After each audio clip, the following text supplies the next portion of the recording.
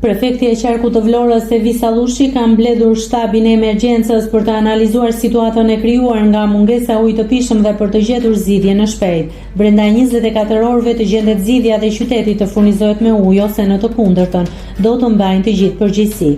Ishte kërkesa e prefektes drejtuar anëtarëve të shtabit të emergjencës. Duhet të angazhojmë të gjithë si institucione, duke mos e menduar si detyrë vetëm të ujësillësit apo bashkisë. Qyteti është i të gjithëve dhe duhet të punojmë të gjithë për të zgjidhur krizën, sepse pa ujë jemi edhe ne si të gjithë qytetarët, ka deklaruar ndër të tjera Allushi.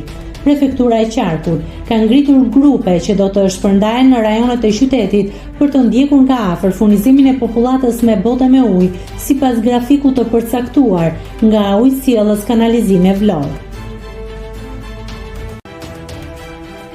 Nëse klikoni mbi butonin subscribe, do t'ju shfaqen të gjitha publikimet tona.